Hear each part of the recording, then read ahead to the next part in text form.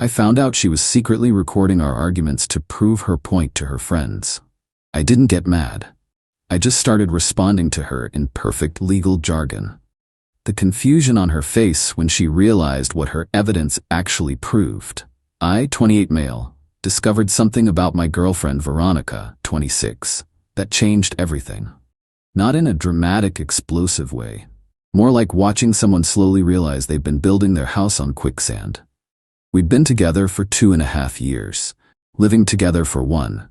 She worked in marketing for a cosmetics company. I was a paralegal at a mid-sized firm. Not the most exciting job, but I enjoyed the precision of legal language, the way words could be weapons or shields depending on how you wielded them.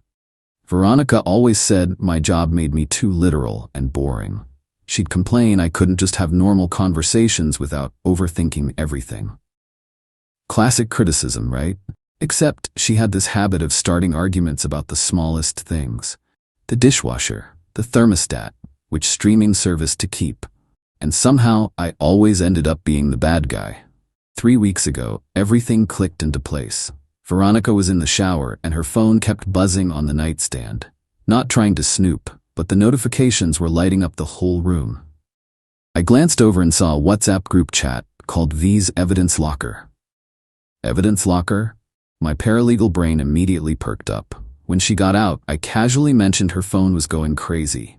She grabbed it, smiled, and said her friend group was super active today. But that name stuck with me. Evidence Locker. What kind of friend group calls their chat that? 2 days later, I got my answer. Veronica left for her weekly wine night with the girls. She was running late and forgot her tablet on the couch. It was still logged into her WhatsApp web. I know I shouldn't have looked, but that chat name had been eating at me. One peek. Just to settle my paranoia. What I found was illuminating. The chat was exactly what it sounded like. Veronica had been secretly recording our arguments for months. Audio files labeled with dates and offense. October 3rd, he's gaslighting about the dishes again. October 17th, mansplaining the Netflix password. November 2nd, classic manipulation about my spending. Each recording followed by commentary from her friends. OMG, what a narcissist. Girl, he's so toxic. This is emotional abuse, babe. My ex did the same thing. Red flags everywhere. I listened to one recording. Just one.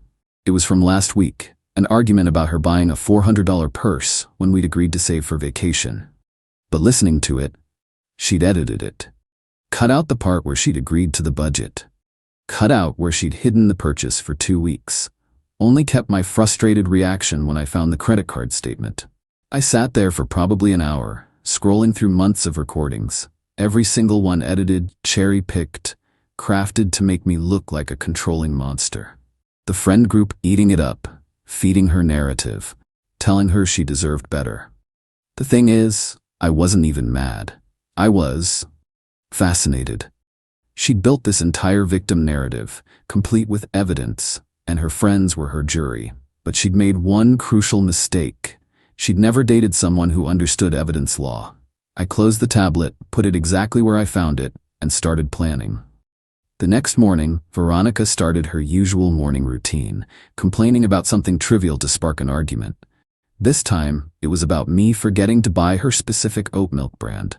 I specifically said unsweetened vanilla, not regular vanilla, she snapped, phone mysteriously propped against the coffee maker. Time to test my theory. I acknowledge your frustration, I responded calmly. However, I must respectfully note that no prior verbal or written communication specified the subcategory of vanilla flavoring. The standard interpretation of vanilla oat milk, absent additional qualifiers, would reasonably include sweetened variants. She blinked. What? Furthermore, I continued, maintaining perfect composure, I reference our established precedent from September 14th, wherein you stated, and I quote, "Any vanilla oat milk is fine." This creates an estoppel situation preventing you from now claiming specificity was required. Why are you talking like that? I'm simply clarifying the factual record for accuracy. She stared at me, clearly trying to figure out if this was worth recording. But how could she send her friends a recording of me speaking like a law textbook? They'd think she was the weird one for dating someone who responded to oat milk complaints with legal precedent. This continued for a week. Every attempt at starting an argument met with perfectly structured legal responses. No emotion, no frustration, just clean, clinical language that made her complaints sound petty. You never want to go out anymore. Objection. Assumes facts not in evidence. I have proposed 3 social outings in the past 10 days, all declined by opposing party. You always take your mom's side. I must contest the characterization of always. In the matter of the Thanksgiving 2023 scheduling conflict, I advocated for your position despite maternal objection. The recordings stopped. I could tell because she stopped propping her phone up during conversations. Her evidence locker. Friends were probably wondering why the content dried up. But I wasn't done. Phase 2 began last week. See, Veronica had gotten comfortable with me being the villain in her story. What happens when the villain starts keeping receipts? I started a journal. Not a diary, a contemporaneous record of events. Legal standard. Times, dates, direct quotes, context included. All handwritten, harder to claim fabrication. Monday, November 13th, 7:23 a.m. V initiated argument regarding breakfast choices. Claimed I never consider her dietary needs. Note, purchased her requested gluten-free bread yesterday. Receipt attached. Tuesday, November 14th, 6:45 p.m. V accused me of financial control when asked about $200 ATM withdrawal. When provided opportunity to explain, stated it was none of my business. Note, shared rent payment due tomorrow. The beautiful thing about accurate documentation, it tells a different story than edited recordings. Yesterday, it all came to a head. Veronica had been getting increasingly frustrated with my new communication style. She couldn't get the reactions she needed for her recordings. Her friends were apparently asking if everything was okay because she'd gone silent in the chat. So she escalated. We need to talk, she said, phone prominently displayed. About your behavior lately. Certainly, please specify which behaviors you'd like to address, preferably with concrete examples, including dates and times. This weird way you're talking, it's creepy and manipulative. Interesting characterization. For the record, I'm employing precise language to ensure clear communication and prevent misunderstandings. Would you prefer I return to my previous communication style? Yes. The style you've been documenting without my consent and sharing with third parties after selective editing? The color drained from her face. Gotcha. I don't know what you're talking about. Reference, WhatsApp group chat titled V's Evidence Locker, created June 2023. Approximately 47 audio recordings shared to date, all edited to remove context and your instigating behaviors. You went through my phone? Negative. You left your tablet logged in on shared furniture. The notifications were visible without any deliberate access attempts. She grabbed her phone, probably to record this confession. But what was she going to share? A recording of me calmly stating facts while she scrambled? You had no right. Actually, I interrupted, pulling out my journal. Let's discuss rights. One-party consent laws in our state allow recording of conversations you're part of. However, defamation laws still apply to false statements made to third parties. Your edited recordings, presented as complete conversations, could constitute defamation per se, as they falsely accuse me of emotional abuse. Are you threatening me? I'm informing you of legal realities. Additionally, I've maintained contemporaneous records of our actual interactions, including your patterns of instigation, financial deception, and emotional manipulation. That's not. You can't. I can, and I have. Now I suggest we discuss this like adults. Would you prefer to continue recording, or shall we have an actual conversation? She turned off her phone. First honest conversation we'd had in months. Update 1. The fallout from my revelation was instructive. After I confronted Veronica about the recordings, she went silent for about 2 hours. I gave her space, figured she needed time to process. What I didn't expect was her nuclear response. That evening, she came out of the bedroom with her suitcase. I'm going to stay with Brittany for a few days, she announced. I need to think. Understandable. Will you be taking your belongings, or is this temporary? She glared at me. Stop talking like that. Apologies. Do you want to take your stuff, or are you coming back? I don't know yet. She left, and immediately the group chat apparently exploded. How do I know? Because one of her friends, Megan, actually reached out to me. Now, Megan was different from the others. She'd always been polite at gatherings, never joined in the bash the boyfriend sessions I now knew were happening. She sent me a text. "Hey, just wanted you to know, V is sharing some pretty intense stuff in the group. You might want to protect yourself." I thanked her and asked if she could be more specific. The screenshots she sent were, wow. Veronica had told the group I was psychologically torturing her with legal manipulation, that I'd been documenting her every move to build a case against her. The narrative was that I was an abusive controller who used my legal knowledge to gaslight her. But here's where Veronica made a critical error. She shared one of her recordings to prove her point. An unedited one, in her panic. It was from 2 months ago, an argument about her canceling our anniversary dinner to go clubbing with friends. In her edited version, she'd only included me saying, "You always do this. You never prioritize us." But the full recording? It started with her saying, "I don't care if you already made reservations. The girls want to celebrate Tiffany's promotion. You're so clingy, expecting me to choose you over my friends. It's just another day." Followed by 10 minutes of me trying to calmly explain why anniversaries matter, her mocking my boring romantic crap, and then my frustrated response. Megan said the group went quiet after that. Someone asked why this recording was so different from the others. Veronica claimed it was the only time she'd edited anything. Then Megan, absolute legend, asked to hear the raw files of other recordings. Veronica lost it, started accusing Megan of taking his side and betraying the sisterhood, removed her from the chat. The damage was done. 2 other friends reached out privately to Megan with questions. The doubt was planted. Meanwhile, I was dealing with my own situation. See, when Veronica said she was staying with Brittany for a few days, I took that at face value. But after a week, I needed clarity. I texted her, "Hi Veronica, it's been 7 days. I need to know your intentions regarding our living situation, as rent is due soon and decisions need to be made." Her response was pure entitlement. "I'll come back when I'm ready. Don't pressure me." To clarify, are you maintaining your position as a tenant of this apartment? Obviously, my name is on the lease. Acknowledged. Rent is due in 5 days. Your half is $950. You seriously expect me to pay rent when you forced me out? Correction. You voluntarily left after I discovered you'd been secretly recording and defaming me. No force was involved. Your tenancy obligations remain.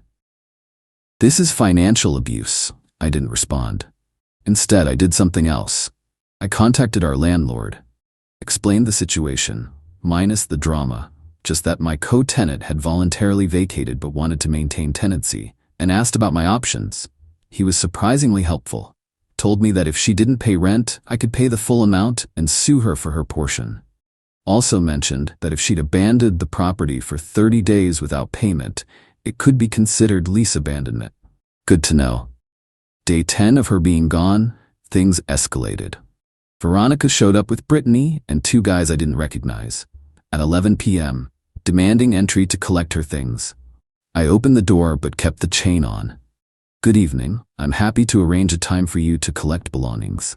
However, it's late and I wasn't given notice of this visit." "It's my apartment too," she screeched. "Correct. However, you've established temporary residence elsewhere. Courtesy dictates reasonable notice for property access when not in active residence." One of the guys stepped forward. "Just let her get her stuff, man." "I'm happy to accommodate that request during reasonable hours with proper notice. Shall we schedule for tomorrow at 2 p.m.? "We're here now," Brittany chimed in. "Yes, I can see that. However, I'm within my rights to request reasonable notice for entry, especially given the late hour and multiple unknown individuals present." Veronica was recording again. I could see her phone in her hand. Good. Let her record me being reasonable while she brought 2 random men to my door at 11 p.m. Additionally, I continued, for everyone's protection, I'll need to document any items removed from the premises. Standard procedure when a co-tenant collects belongings after establishing alternate residence. "Are you serious right now?" Veronica spat. "Quite serious. Tomorrow, 2 p.m. You may bring 1 person to assist. I'll have an itemized list ready for signature. Have a good evening." I closed the door. They pounded for another 5 minutes before leaving. The next day, she didn't show. Instead, I got a text. "My dad will be coming for my things. Don't try your weird legal crap with him. Her dad was actually reasonable. Showed up alone, was polite, helped pack her stuff efficiently. As he was leaving, he paused. She told me you've been abusive. But you seem pretty level-headed to me. I appreciate that, Mr. Caldwell. I've documented everything if you'd ever like to see the full picture. He nodded slowly. She's always been dramatic. Her mom's the same way. Good luck, son. That evening, I got an email from Veronica, subject formal notice. She was demanding I pay her back for her portion of furniture, electronics, and household items we'd purchased together. Claimed since I was forcing her out, I should buy out her half of everything. The entitlement was staggering. She voluntarily left, refused to pay rent, and now wanted me to pay her? I responded with my own formal notice. Attached every receipt showing I'd paid for 80% of our shared items, included screenshots of her texts admitting she left voluntarily.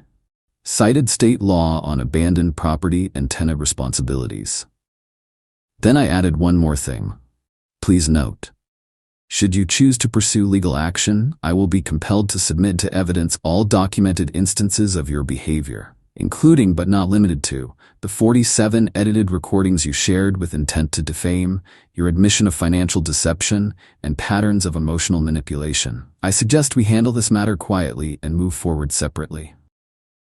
Radio silence for 24 hours. Then, a text from Megan. She's melting down in the group, says you're blackmailing her, but honestly, most of us are done with her drama. Thanks for the wake-up call.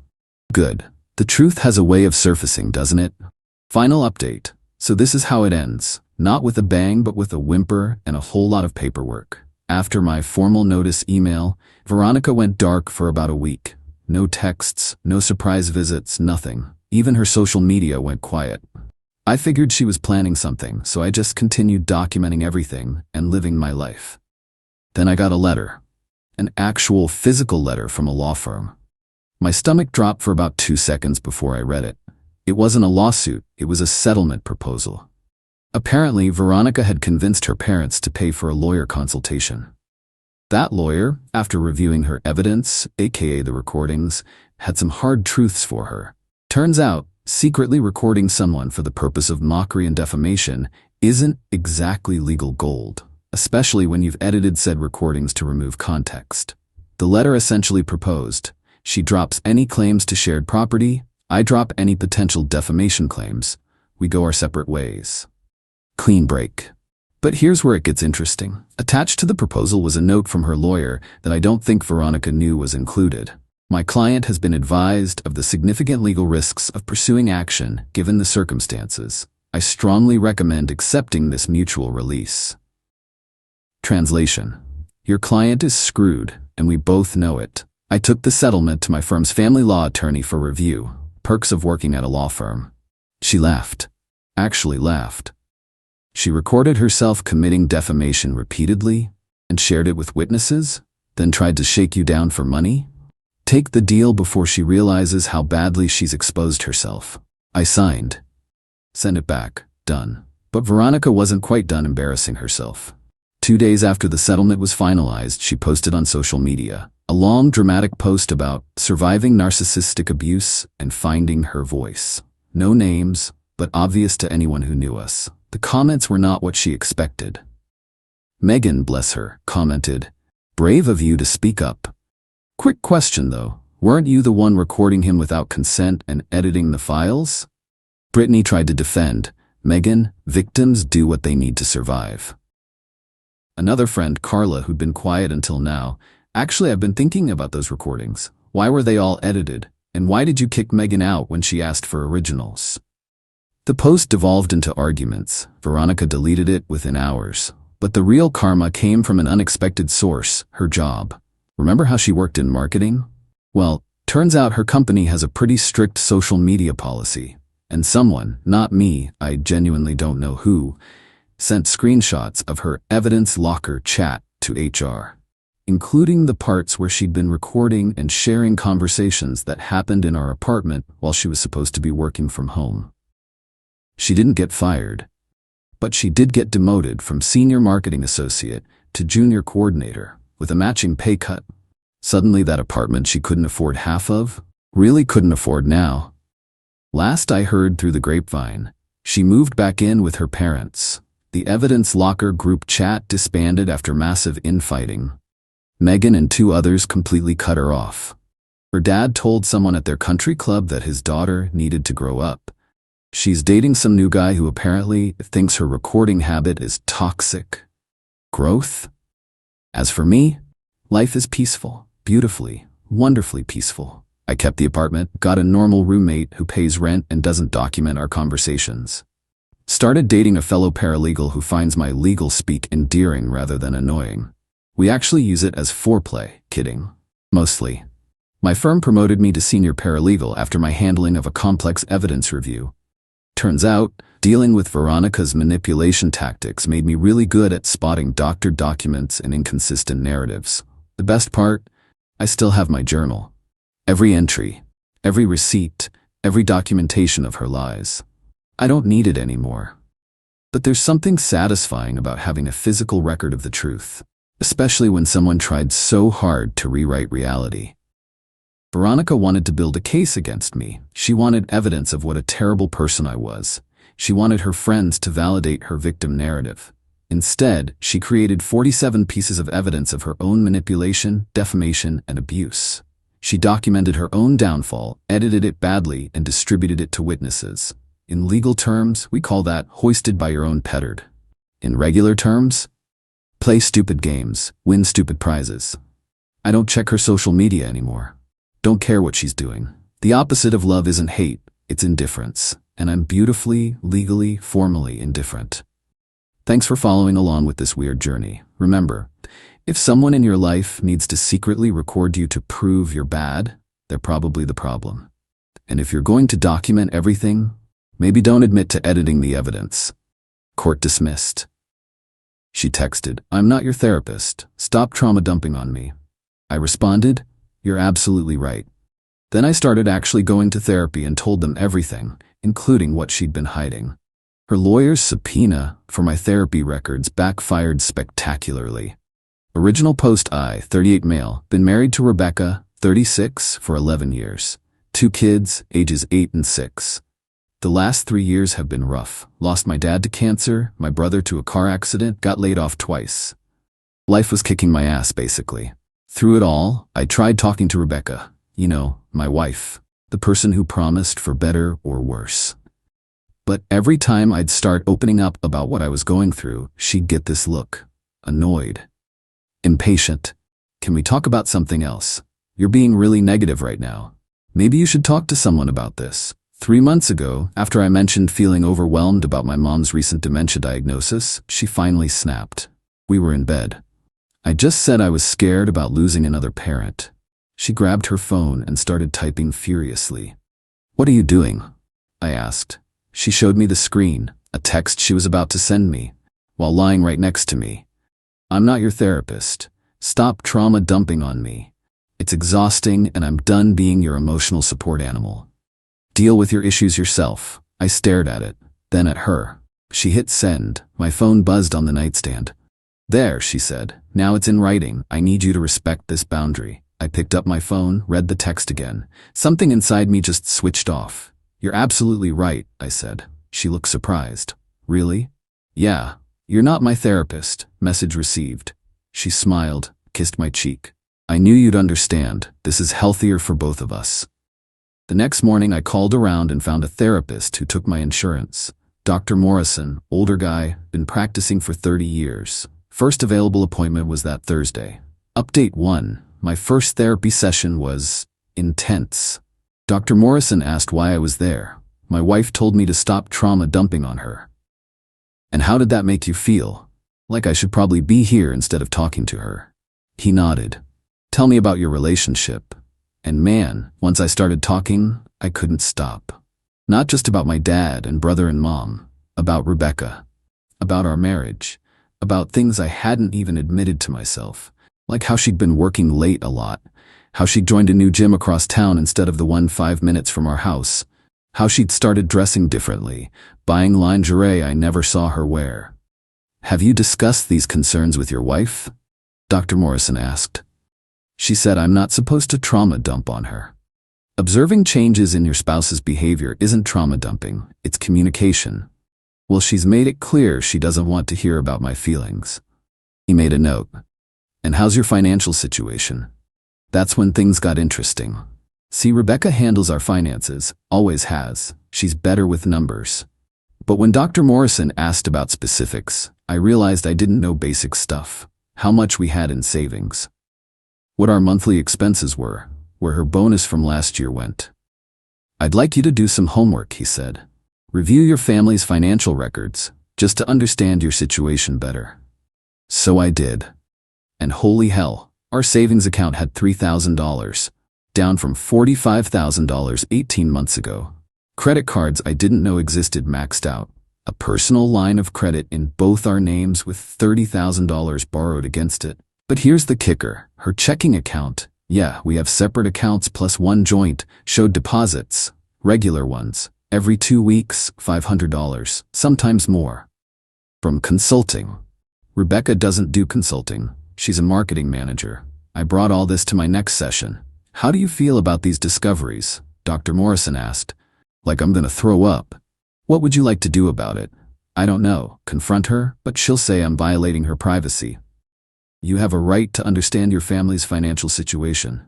That's not a violation, that's responsibility. Update 2, I didn't confront Rebecca immediately. Instead, I kept going to therapy, kept documenting stuff.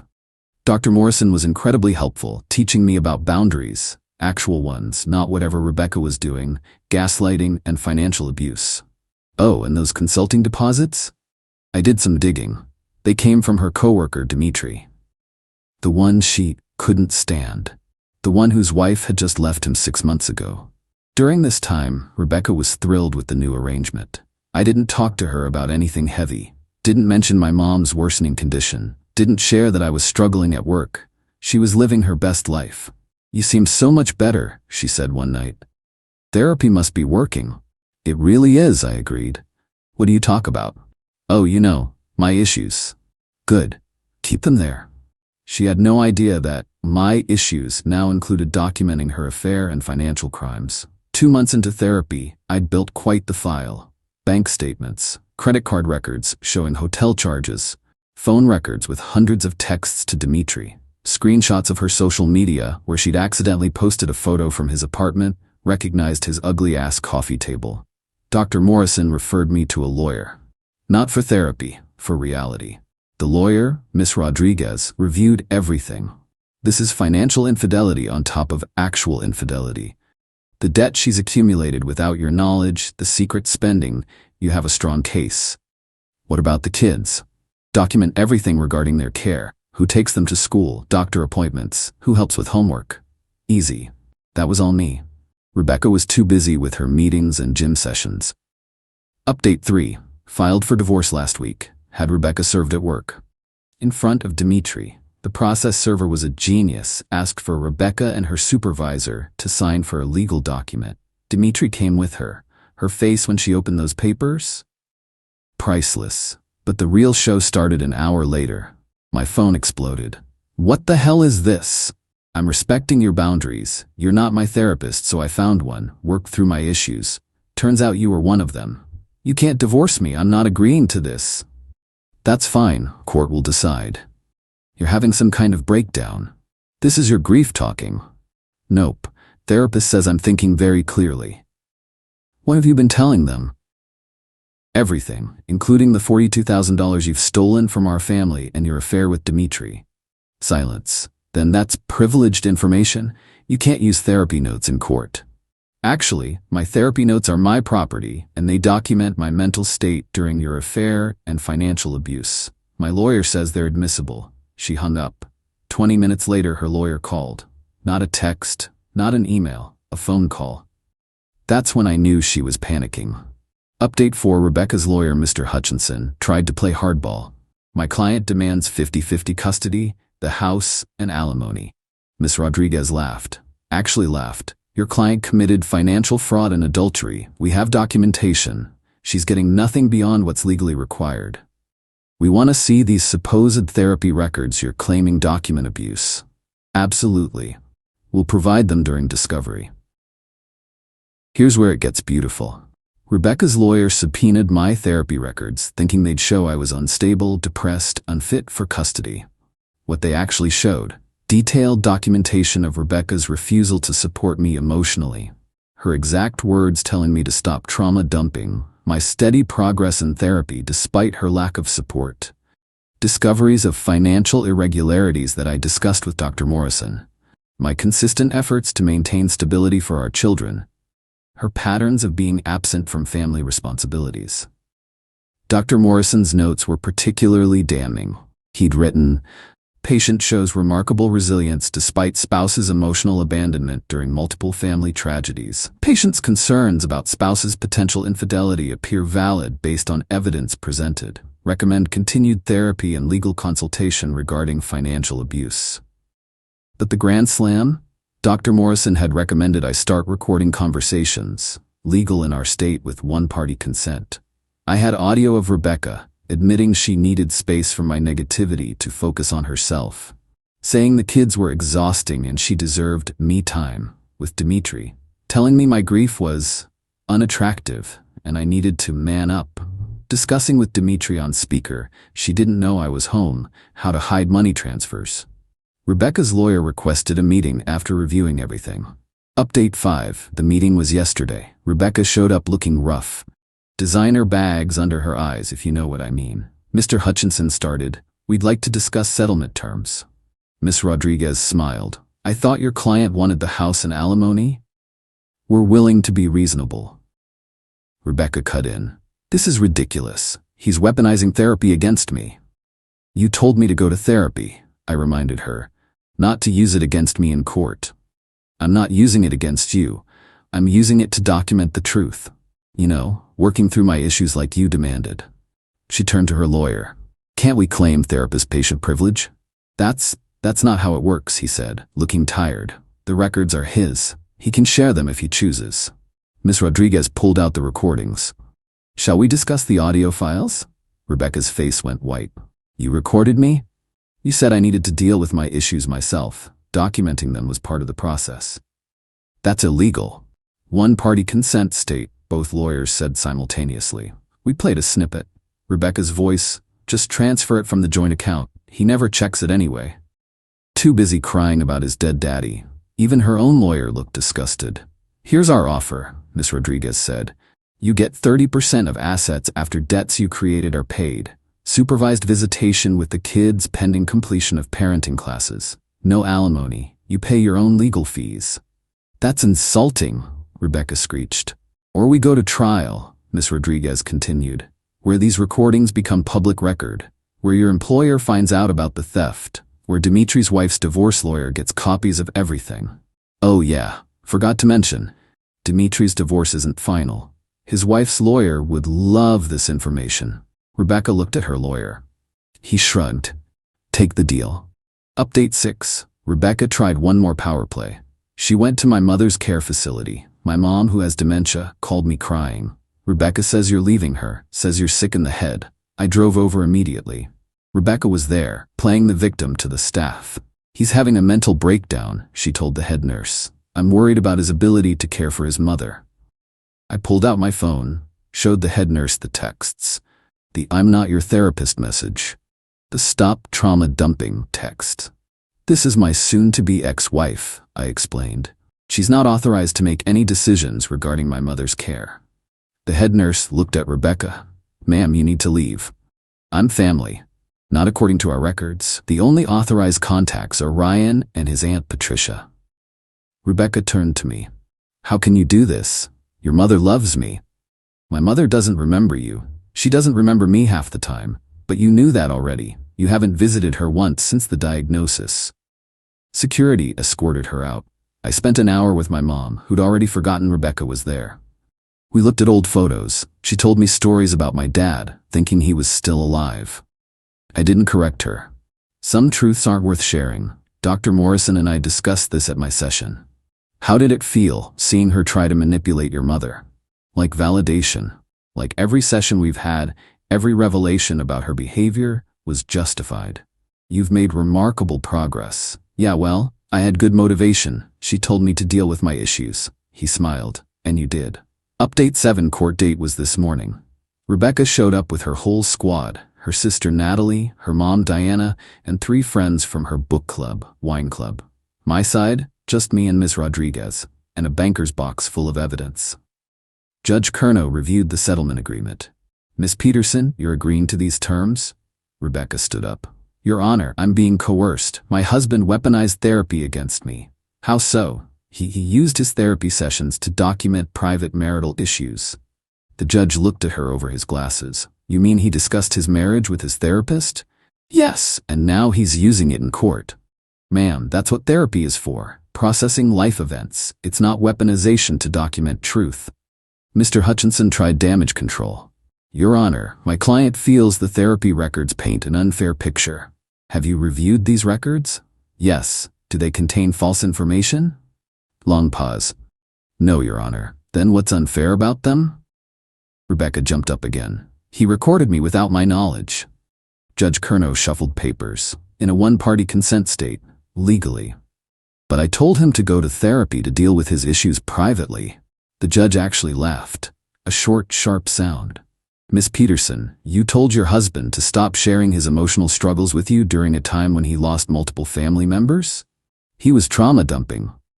He was seeking support from his spouse. That's what marriage is. Miss Rodriguez stood.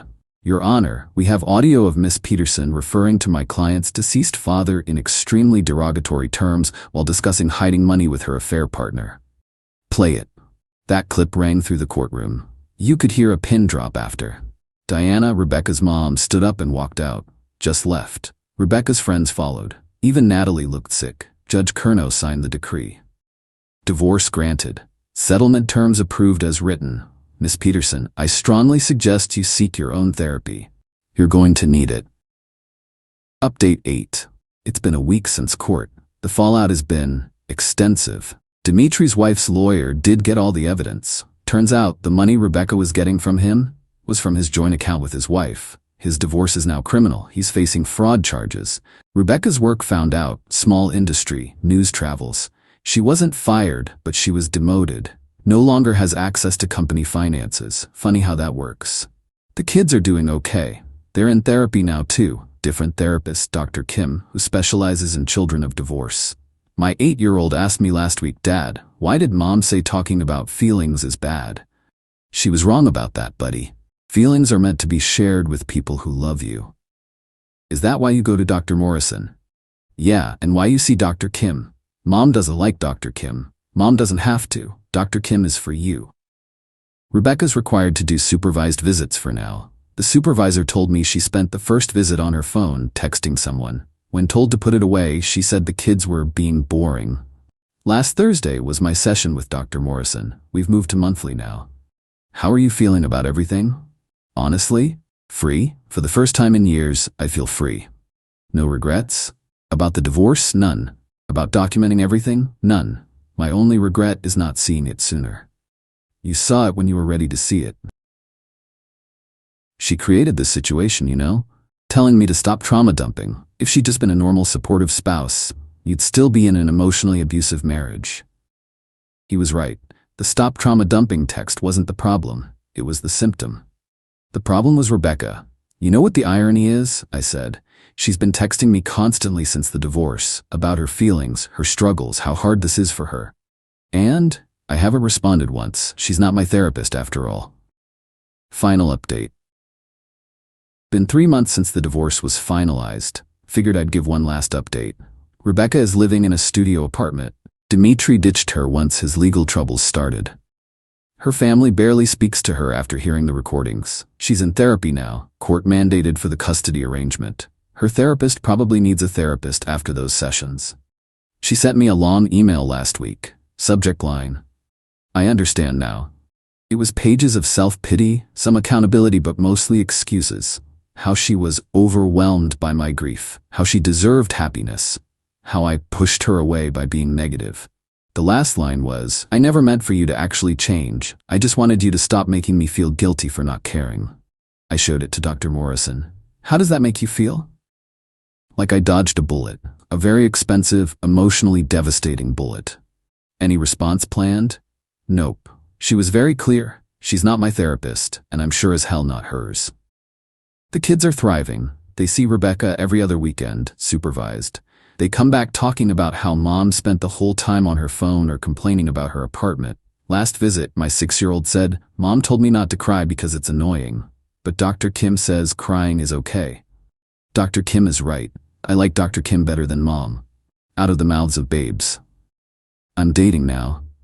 Nothing serious. Met someone through a grief support group. Yeah, I go to those now too. Her name's Melissa. Lost her sister last year. First time we hung out, she asked about my family. I told her about my dad, my brother, my mom's condition. She held my hand and said, "That's so much loss. Thank you for trusting me with that." I almost cried, just from someone acknowledging my pain instead of calling it trauma dumping. We're taking it slow. She has her own therapy journey, but she gets it. We can talk about real stuff, heavy stuff, without either of us running away or playing therapist. Just supporting each other. My mom's dementia is worse. She doesn't recognize me most days, but I visit twice a week, play her favorite songs, hold her hand. Rebecca hasn't asked about her once since the divorce. Not once. The house sold last month, split the equity per the settlement. Used my portion for a down payment on a smaller place closer to my mom's facility. The kids love it. There's a pool. Rebecca texted about the house sale. "I can't believe you sold our dream home." I didn't respond, but I did laugh. It hadn't been a dream home. It had been a prison where feelings were forbidden, and reality was whatever Rebecca decided it was.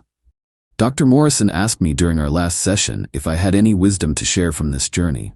"Yeah," I said. "When someone tells you to stop sharing your feelings with them, believe them. And then stop sharing everything else too. Your time, your money, your life. They asked for boundaries? Give them the Great Wall of China." He smiled. That's not exactly therapeutic advice, but it's honest advice. That it is. Rebecca's last text to me sent yesterday. "I'm struggling. Can we talk?" I forwarded it to my lawyer with a note. "Please remind Miss Peterson that all communication must go through counsel." Then I blocked her number. She told me to stop trauma dumping, to deal with my issues myself, to find someone else to talk to. So I did. Found a therapist, found a lawyer, found evidence, found freedom. And Rebecca?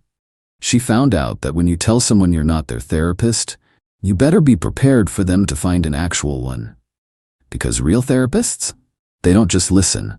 They help you see the truth. And sometimes, the truth is that the person telling you to stop trauma dumping is the biggest trauma in your life. Thanks for reading Reddit. Gonna go call my therapist now. Got a lot to be grateful for.